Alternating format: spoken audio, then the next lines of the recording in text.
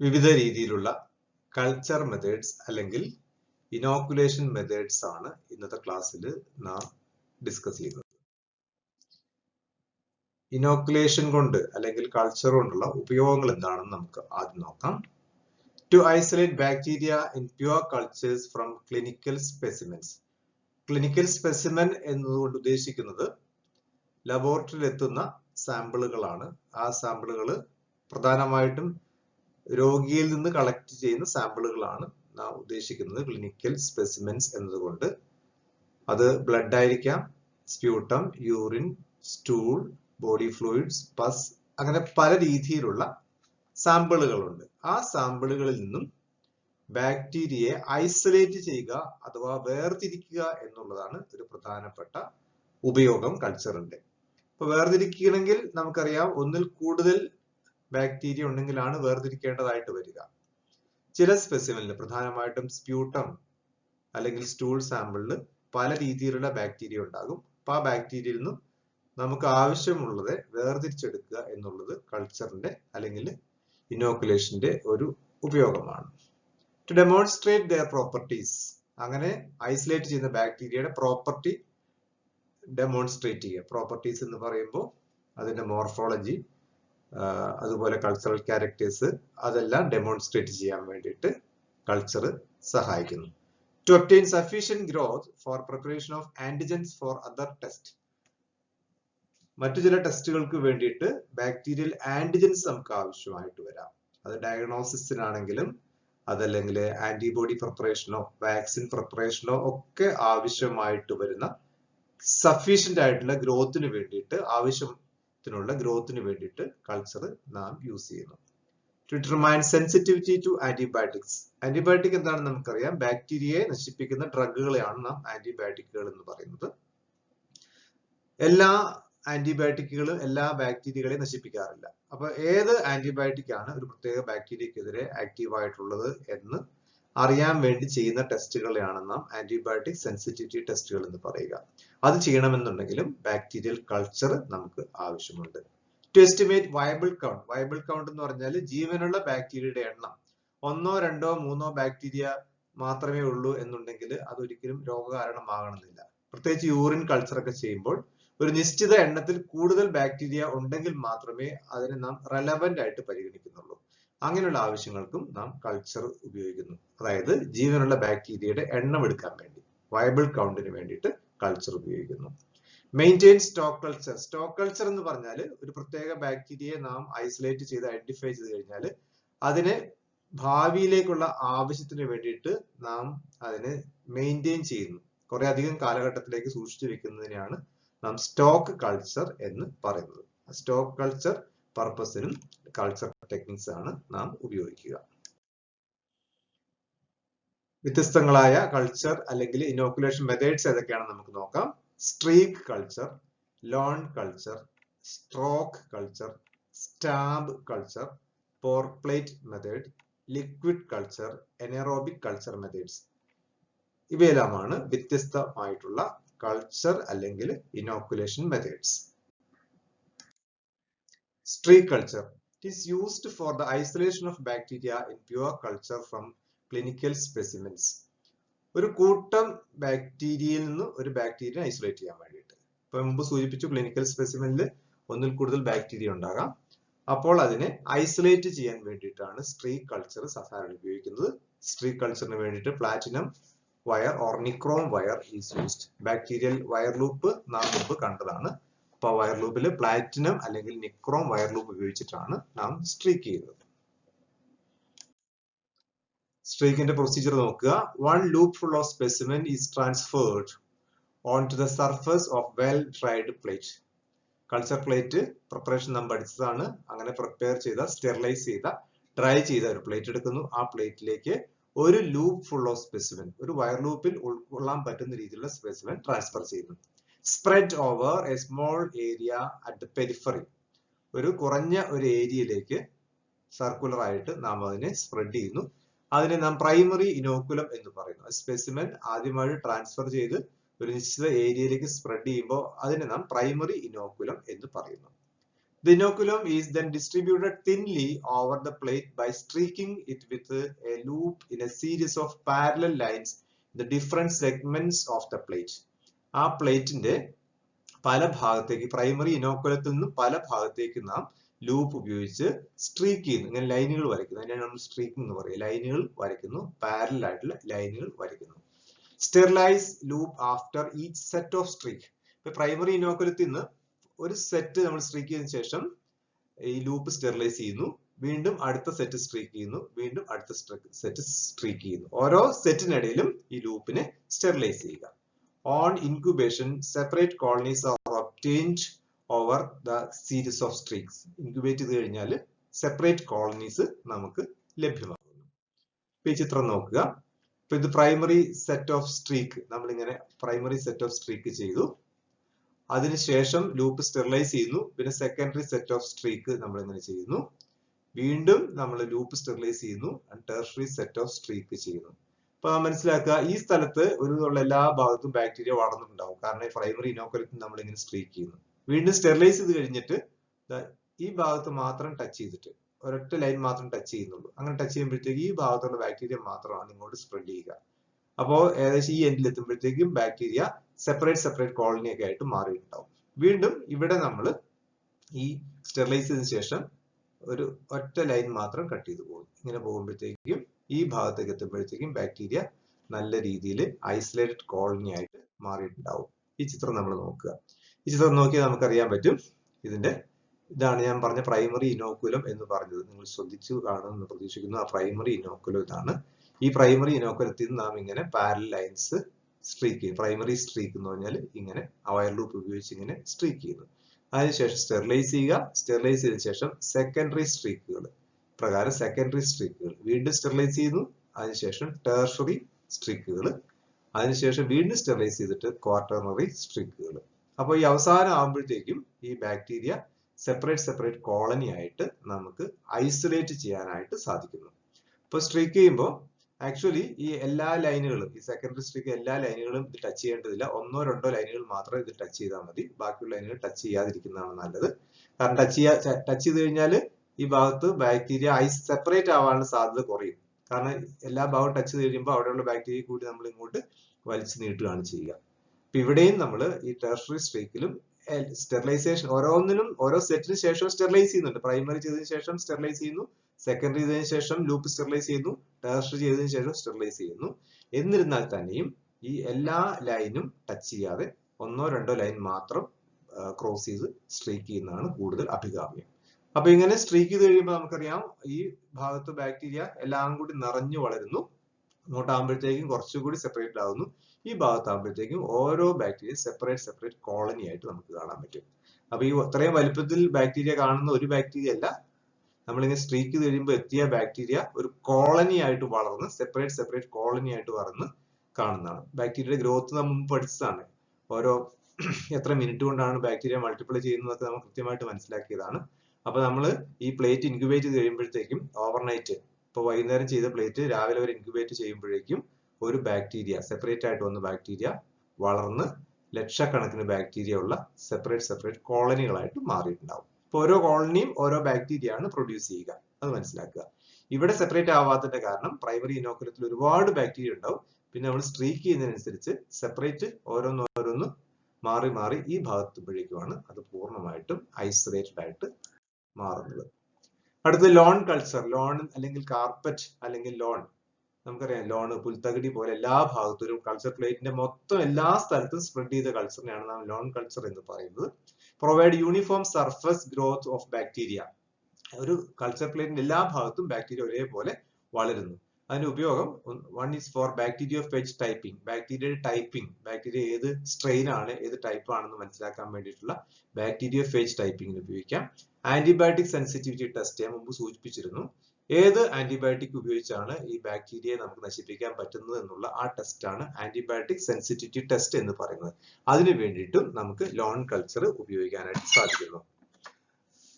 In preparation of bacterial antigens and vaccines, ഞാൻ പറഞ്ഞ large amount of bacteria ചിലപ്പോൾ നമുക്ക് ആവശ്യമായിട്ട് വരും, ചില ആന്റിജൻസ് നിർമ്മിക്കാനും അതുപോലെ വാക്സിൻസ് നിർമ്മിക്കാനും ഒക്കെ. അപ്പോൾ അങ്ങനെ ഒരുപാട് ബാക്ടീരിയയുടെ ഗ്രോത്ത്, ഒരുപാട് ബാക്ടീരിയ നമുക്ക് ആവശ്യമുള്ളപ്പോൾ ആണ് ലോൺ കൾച്ചർ ഉപയോഗിക്കുക. എങ്ങനെ ചെയ്യുന്നു നോക്കാം. Lawn cultures are prepared by flooding the surface of the plate with liquid suspension of bacterium or swabbing on the surface of the plate. ഇപ്പൊ ഒരു കൾച്ചർ പ്ലേറ്റ് എടുക്കുക. ആ കൾച്ചർ പ്ലേറ്റിന്റെ സർഫസിലേക്ക് ഒരു ലിക്വിഡ് മീഡിയത്തിൽ വളർത്തിയ ബാക്ടീരിയ ലിക്വിഡ് മീഡിയത്തിൽ വളർത്തുക. എന്നിട്ട് ആ ലിക്വിഡ് മീഡിയം ഈ കൾച്ചർ പ്ലേറ്റിലേക്ക് നാം കുറച്ച് ആഡ് ചെയ്യുന്നു. ആഡ് ചെയ്തിട്ട് എല്ലാ ഭാഗത്തും സ്പ്രെഡ് ചെയ്യുക. അങ്ങനെ സ്പ്രെഡ് ചെയ്യാൻ വേണ്ടിയിട്ട് സ്വാബ് ഉപയോഗിച്ച് നമുക്ക് സ്പ്രെഡ് ചെയ്യാൻ പറ്റും. ഒരു സ്വാബ് ഉപയോഗിച്ച് എല്ലാ ഭാഗത്തേക്കും സ്പ്രെഡ് ചെയ്യുക. സ്പ്രെഡ് ചെയ്ത് കഴിയുമ്പോഴത്തേക്കും ആ പ്ലേറ്റിൽ എല്ലാ ഭാഗത്തും ബാക്ടീരിയ വളരുന്നു.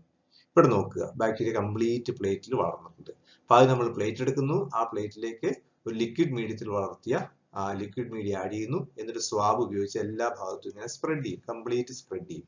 കംപ്ലീറ്റ് സ്പ്രെഡ് ചെയ്ത് ഇൻക്യുബേറ്റ് ചെയ്ത് കഴിയുമ്പോഴത്തേക്കും ഇങ്ങനെ ലോൺ അല്ലെങ്കിൽ കാർപ്പറ്റ് പോലെ എല്ലാ ഭാഗത്തും പ്ലേറ്റിൽ കംപ്ലീറ്റ് ആയിട്ട് വളർന്ന ഒരു ബാക്ടീരിയൽ ഗ്രോത്ത് നമുക്ക് ലഭ്യമാകുന്നു. അതിനാണ് നാം കാർപ്പറ്റ് അല്ലെങ്കിൽ ലോൺ കൾച്ചർ എന്ന് പറയുന്നത്.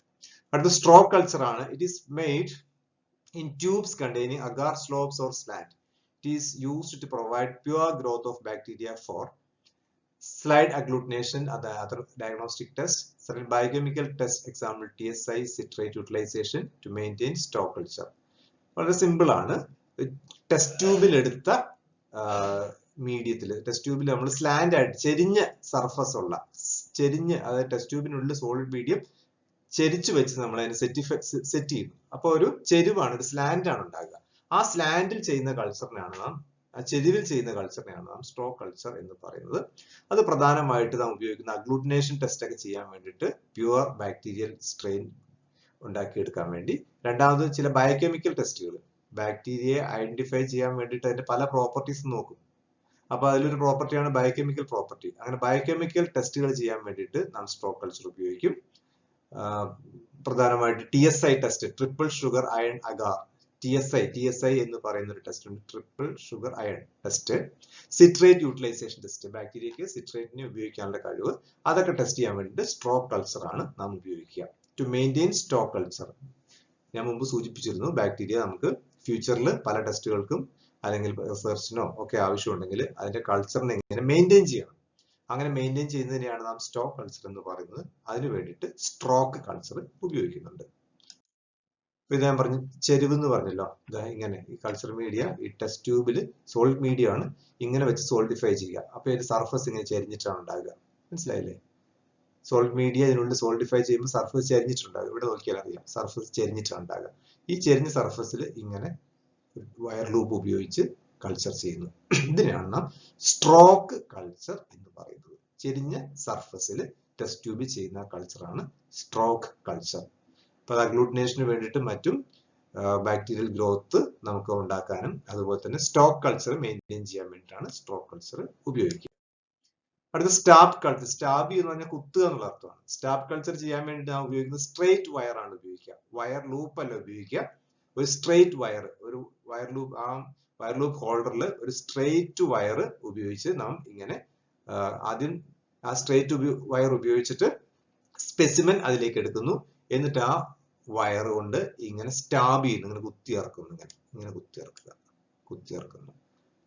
അപ്പൊ ഇത്തരത്തിലുള്ള കൾച്ചറിനെയാണ് നാം സ്റ്റാബ് കൾച്ചർ എന്ന് പറയുന്നത്. It is performed by a straight wire charged with culture material by puncturing deep inside the agar. ഈ അഗാറിലേക്ക് ഡീപ്പായിട്ട് പങ്ചർ ചെയ്യുന്നു. വയർ ലൂപ്പ് അല്ല ഉപയോഗിക്കുക, സ്ട്രെയിറ്റ് വയർ ആണ് ഉപയോഗിക്കുക. അപ്പൊ അങ്ങനെ ചെയ്ത് കഴിയുമ്പോൾ ആ ട്രാക്കില് ബാക്ടീരിയ വളർന്നതായിട്ട് നമുക്ക് കാണാൻ പറ്റും. ബാക്ടീരിയ വളർന്ന് ഈ ട്രാക്കിൽ ബാക്ടീരിയ വളർന്നു നിൽക്കുന്നതായിട്ട് കാണാൻ പറ്റും. അതിന്റെ ഉപയോഗം demonstrate gelatin liquefaction, oxygen requirement of the bacterium to maintain stock culture or preservation of bacteria. അതൊന്ന് ജെലാറ്റിൻ ലിക്വിഫാക്ഷൻ എന്ന് പറഞ്ഞാൽ ചില ബാക്ടീരിയക്ക് ജെലാറ്റിനെ ലിക്വിഫൈ ചെയ്യാനുള്ള കഴിവുണ്ട്. ജെലാറ്റിൻ എന്ന് പറഞ്ഞാൽ സെമി സോൾഡ് ആണ്, അതിന് ലിക്വിഡ് ആക്കി മാറ്റാനുള്ള കഴിവുണ്ട്. ഇങ്ങനെ സ്റ്റാബ് കൾച്ചർ ചെയ്യുമ്പോൾ ജെലാറ്റിനെ ലിക്വിഫൈ ചെയ്യാൻ കഴിവുള്ള ബാക്ടീരിയ ആണെങ്കിൽ ഈ വഴി കംപ്ലീറ്റ്, ഈ ട്രാക്ക് കംപ്ലീറ്റ് ലിക്വിഡ് ആയിട്ട് മാറുന്നു. പിന്നെ നമുക്ക് ഓക്സിജൻ റിക്വയർമെന്റ്, ഇപ്പൊ ഈ സ്റ്റാബ് ചെയ്യുമ്പോഴത്തേക്കും ഈ താഴെ ഭാഗത്തേക്ക് ഓക്സിജൻ കിട്ടില്ല. അപ്പൊ ഓക്സിജൻ ആവശ്യമുള്ള ബാക്ടീരിയ ഇവിടെ വളരാൻ സാധിക്കില്ല. ഓക്സിജൻ ആവശ്യമില്ലാത്ത ബാക്ടീരിയക്കാണ് വളരാനായിട്ട് പറ്റുക. അപ്പൊ ആ ബാക്ടീരിയയുടെ ഓക്സിജൻ റിക്വയർമെന്റ് തിരിച്ചറിയാനും സ്റ്റാബ് കൾച്ചർ നമുക്ക് ഉപയോഗിക്കാം. അതുപോലെ സ്റ്റോക്ക് കൾച്ചർ മെയിൻറ്റെയിൻ ചെയ്യാൻ വേണ്ടിയിട്ടും സ്റ്റാബ് കൾച്ചർ നാം ഉപയോഗിക്കാറുണ്ട്. പോർ പ്ലേറ്റ് കൾച്ചർ. പോർ പ്ലേറ്റ് എന്ന് പറഞ്ഞാൽ, പോറിയ എന്ന് പറഞ്ഞാൽ ചൊരിയുക, അതാണ് നമ്മൾ പോർ എന്ന് പറയുക. gives an estimate of viable count of bacteria in a suspension. ഞാൻ മുമ്പ് viable countനെ കുറിച്ച് ഞാൻ പറഞ്ഞു, ജീവനുള്ള ബാക്ടീരിയയുടെ എണ്ണം അത് കണ്ടുപിടിക്കാൻ വേണ്ടിയിട്ട് നാം പോർ പ്ലേറ്റ് കൾച്ചർ ഉപയോഗിക്കുന്നു. For the quantitative urine culture, പ്രധാനമായിട്ട് ഇങ്ങനെ ബാക്ടീരിയയുടെ എണ്ണം കണ്ടുപിടിക്കേണ്ടത് യൂറിൻ കൾച്ചറിലാണെന്ന് ഞാൻ പറഞ്ഞു. കാരണം ബാക്ടീരിയ എണ്ണം തീരെ കുറവാണെങ്കിൽ അത് രോഗകാരണമാകാൻ സാധ്യത കുറവാണ്. അപ്പൊ അത് സിഗ്നിഫിക്കന്റ് ആണോ ഇല്ലെന്ന് അറിയണമെങ്കിൽ ബാക്ടീരിയയുടെ എണ്ണം അറിയണം. അങ്ങനെ വയബിൾ കൗണ്ടിന് വേണ്ടി ചെയ്യുന്ന ആ മെത്തേഡ് ആണ് പോർ പ്ലേറ്റ് മെത്തേഡ്. ഇതിന്റെ പ്രൊസീജിയർ നമുക്ക് നോക്കാം, എങ്ങനെയാണ് ചെയ്യുന്നത് നോക്കാം. Agar medium is melted. ഉപയോഗിക്കുന്ന അഗാർ 45 ഡിഗ്രി സെന്റിഗ്രേഡിൽ അത് നമ്മൾ ചൂടാക്കി അത് ലിക്വിഡ് ആക്കി മാറ്റുക. 45 ഡിഗ്രി സെന്റിഗ്രേഡിൽ 1 ml of inoculum is added to molten agar. എന്താണ് കൾച്ചർ ചെയ്യാനുള്ള ആ മീഡിയം, ആ സ്പെസിമെൻ എന്താണോ, അപ്പൊ അതിനെ ലിക്വിഡ് കൾച്ചറിലായിട്ടാണ് നമ്മൾ സാധാരണ അതിനെ കാണുക. ആ സ്പെസിമെൻ 1 ml ഈ ഉരുകിയ അഗാറിലേക്ക് ആഡ് ചെയ്യും. Mix well and pour into a sterile petri dish. ശരിക്കും മിക്സ് ചെയ്തിട്ട് അതിന് നമ്മൾ പെട്രി ഡിഷിലേക്ക് ഒഴിക്കുന്നു. പെട്രി ഡിഷിൽ ഒഴിച്ചിട്ട് അതിനെ തണുപ്പിക്കുന്നു. തണുപ്പിച്ച് 37 ഡിഗ്രി സെന്റിഗ്രേഡിൽ ഇൻക്യുബേറ്റ് ചെയ്യുന്നു. അപ്പോ ഈ ഉരുകിയ മീഡിയത്തിലേക്ക് ആഡ് ചെയ്തുകൊണ്ട് ആ മീഡിയത്തിന്റെ എല്ലാ ഭാഗത്തേക്കും, ഇപ്പൊ സ്ട്രീക്ക് മെത്തേഡിലേക്കാണെങ്കിൽ സർഫസിൽ മാത്രമല്ലേ ഉണ്ടാവൂ. ഉരുകിയ മീഡിയത്തിലേക്ക് നാം ആഡ് ചെയ്തുകൊണ്ട് ആ മീഡിയത്തിന്റെ എല്ലാ ലെവലും, സർഫസിലും താഴെ ഏറ്റവും അടിയിലും എല്ലാ ഭാഗത്തും ഈ ബാക്ടീരിയ എത്തിയിട്ടുണ്ടാവും. അത് എല്ലാ ഭാഗത്തും അത് വളരുന്നു. അപ്പൊ സെപ്പറേറ്റ് ആയിട്ട് നമുക്ക് അതിനെ കൗണ്ട് ചെയ്യാനായിട്ട് സാധിക്കുന്നു. അപ്പൊ പവർ പ്ലേറ്റിന്റെ മെത്തേഡാണ് കാണിച്ചിരിക്കുന്നത്. ഇങ്ങനെയുള്ള ഈ ഉരുക്കിയ മീഡിയത്തിലേക്ക് നാം സ്പെസിമെൻ ആഡ് ചെയ്യുന്നു. എന്താണോ ഇനോക്കുലം, ഏതാണോ സ്പെസിമെൻ ആണോ അല്ലെങ്കിൽ കൾച്ചർ ആണോ എന്താണോ നമുക്ക് വേണ്ട ഇനോക്കുലം ആഡ് ചെയ്യുന്നു. മിക്സ് ചെയ്യുന്നു. മിക്സ് ചെയ്തിട്ട് പ്ലേറ്റിലേക്ക് ആഡ് ചെയ്യുന്നു. പ്ലേറ്റ് നാം കവർ ചെയ്യുന്നു. ഇത് സെറ്റ് ആകുമ്പോഴത്തേക്കും ഈ ബാക്ടീരിയ, കാരണം മിക്സ് ചെയ്തിട്ടാണല്ലോ നാം ഉരുകിയ മീഡിയത്തിലേക്ക് മിക്സ് ചെയ്തിട്ടാണ്, സ്പെസിമെൻ മിക്സ് ചെയ്തിട്ടാണ് ആഡ് ചെയ്തത്. അതുകൊണ്ട് എല്ലാ റേഞ്ചിലും ഈ ബാക്ടീരിയ വളരുന്നു. അപ്പൊ അതിന്റെ കോളനി കൗണ്ട് നമുക്ക് പോസിബിൾ ആണ്. അടുത്ത ലിക്വിഡ് കൾച്ചർ ആണ്. It is used for obtaining uniform growth of bacteria for motility testing and blood culture. ഒരു ബാക്ടീരിയയുടെ യൂണിഫോം ഗ്രോത്ത്, എല്ലാ ഭാഗത്തും ഒരേപോലെ വളരണം എന്നുണ്ടെങ്കിൽ ലിക്വിഡ് കൾച്ചർ ആണ് സാധാരണ ഉപയോഗിക്കുക. അതുപോലെ ബ്ലഡ് പോലുള്ള സ്പെസിമെനെ കൾച്ചർ ചെയ്യണമെന്നുണ്ടെങ്കിൽ ലിക്വിഡ് കൾച്ചർ ആണ്. കാരണം ഇപ്പൊ യൂറിൻ അല്ലെങ്കിൽ സ്പ്യൂട്ടം അല്ലെങ്കിൽ സ്പസ് ഒക്കെ ആണെങ്കിൽ ഒരു ലൂപ്പിൽ കൊള്ളാവുന്ന അത്ര സ്പെസിമെൻ മാത്രം കൾച്ചർ ചെയ്താൽ മതി. പക്ഷെ ബ്ലഡിന്റെ പ്രത്യേകത, നമ്മുടെ ശരീരത്തിൽ 5 ലിറ്ററോളം ബ്ലഡ് ഉണ്ട്. ഈ ബ്ലഡിലുള്ള ബാക്ടീരിയയുടെ എണ്ണം വളരെ കുറവായിരിക്കും. അതുകൊണ്ട് ലൂപ്പിൽ കൊള്ളുന്ന അത്ര ബ്ലഡ് മാത്രം നമ്മൾ സ്ട്രീക്ക് ചെയ്ത് കഴിഞ്ഞാൽ അതിൽ ബാക്ടീരിയ ഉണ്ടാകണം എന്നില്ല. അപ്പൊ അതുകൊണ്ട് ബ്ലഡ് പോലുള്ള സ്പെസിമെൻ കൾച്ചർ ചെയ്യുമ്പോൾ നാം ചെയ്യുന്നത് ഒരു 5 to 10 ml ബ്ലഡ് നമ്മൾ എടുക്കും. അത്രയും ml ബ്ലഡ് കളക്ട് ചെയ്യണമെന്നുണ്ടെങ്കിൽ ഒരു സോളിഡ് മീഡിയത്തിൽ നമുക്ക് കൾച്ചർ ചെയ്യാൻ പറ്റില്ല. അപ്പൊ നമ്മൾ എന്താ ചെയ്യുക, അത് ലിക്വിഡ് മീഡിയത്തിലേക്ക് ആഡ് ചെയ്ത് അതിനെ ഇൻക്യുബേറ്റ് ചെയ്യും. അപ്പോൾ അതൊരു യൂണിഫോം ഗ്രോത്ത് നമുക്ക് കിട്ടുന്നു. അപ്പൊ യൂണിഫോം ഗ്രോത്തിന് വേണ്ടിയിട്ടും അതുപോലെ ലിക്വിഡ് ആയിട്ട് ബ്ലഡ് പോലുള്ള ബാക്ടീരിയയുടെ എണ്ണം കുറവ് മാത്രം കാണാൻ സാധ്യതയുള്ള സ്പെസിമെൻസ് കൾച്ചർ ചെയ്യാൻ വേണ്ടിയിട്ട് ലിക്വിഡ് മീഡിയ ഉപയോഗിക്കുന്നു. അതുകൂടാതെ ചില ബയോകെമിക്കൽ ടെസ്റ്റുകൾ ചെയ്യാൻ വേണ്ടിയിട്ടും ഈ ലിക്വിഡ് കൾച്ചർ മീഡിയ ആണ് നാം ഉപയോഗിക്കുന്നത്. Liquid cultures are inoculated by touching with charged loop or by adding inoculum with pipettes or syringe. Inoculum എന്നതുകൊണ്ട് നാം ഉദ്ദേശിക്കുന്നത് ബാക്ടീരിയ കാണപ്പെടുന്ന വസ്തു ഏതാണെങ്കിൽ അത് ഇനോക്കുലം ആണ്. അത് ചിലപ്പോൾ സ്പെസിമെൻ ആയിരിക്കാം, ചിലപ്പോൾ ബാക്ടീരിയനെ മറ്റൊരു മീഡിയത്തിൽ വളർത്തിയെടുത്തു കഴിഞ്ഞാൽ ആ മീഡിയത്തിൽ ബാക്ടീരിയ ഉണ്ടല്ലോ, അവിടുന്ന് കളക്ട് ചെയ്യുന്ന ബാക്ടീരിയ ആയിരിക്കാം. അതിനൊക്കെ നാം ഇനോക്കുലം എന്നാണ് പറയുന്നത്. ഇങ്ങനെയുള്ള ഇനോക്കുലം ഒന്നിലെ സ്പെസിമെൻ അല്ലെങ്കിൽ മറ്റു സ്ഥലത്ത് വളർത്തിയ ബാക്ടീരിയ, എന്തായാലും ബാക്ടീരിയ കാണപ്പെടുന്ന ആ സാമ്പിളിനാണ് നാം ഇനോക്കുലം എന്ന് പറയുന്നത്. ഈ ഇനോക്കുലത്തിനെ സിറിഞ്ച് ഉപയോഗിച്ചോ പിപ്പറ്റ് ഉപയോഗിച്ചോ, ലിക്വിഡ് ആണല്ലോ, സിറിഞ്ച് ഉപയോഗിച്ചോ പിപ്പറ്റ് ഉപയോഗിച്ചോ ലിക്വിഡ് കൾച്ചർ മീഡിയയിലേക്ക് നാം ആഡ് ചെയ്യുന്നു. അങ്ങനെ ആഡ് ചെയ്ത് ഇൻക്യുബേറ്റ് ചെയ്ത് കഴിയുമ്പോൾ അതിന്റെ ഗ്രോത്ത് പ്രൊഡ്യൂസ് ചെയ്യപ്പെടുന്നു. ഇപ്പൊ ഇവിടെ ശ്രദ്ധിക്കുക, ലിക്വിഡ് കൾച്ചർ മീഡിയയിൽ ബാക്ടീരിയ വളർന്നു കഴിയുമ്പോൾ യൂണിഫോം ആയിട്ടുള്ള ഗ്രോത്ത് നമുക്ക് ഇവിടെ കാണാൻ പറ്റും. ഇങ്ങനെ ടർബിഡിറ്റി ഫോം ചെയ്യും. വളർന്നു കഴിയുമ്പോൾ ടർബിഡിറ്റി ഫോം ചെയ്യുന്നു. ബ്ലഡ് കൾച്ചറിന് ഉപയോഗിക്കാം, ബയോകെമിക്കൽ എക്സാമിനേഷൻ ഉപയോഗിക്കാം, ലാർജ് ഈൽഡ് ഓഫ് ബാക്ടീരിയ, ഒരുപാട് ബാക്ടീരിയ നമുക്ക് ആവശ്യമുള്ള സമയത്ത് ഇങ്ങനെ ലിക്വിഡ് കൾച്ചറിൽ അതിനെ നമുക്ക് വളർത്തി എടുക്കാനായിട്ട് സാധിക്കുന്നു. ഇത്രയുമാണ് ഡിഫറെന്റ് ആയിട്ടുള്ള കൾച്ചർ മെത്തേഡ്സ് നമ്മൾ ഡിസ്കസ് ചെയ്യുന്നത്.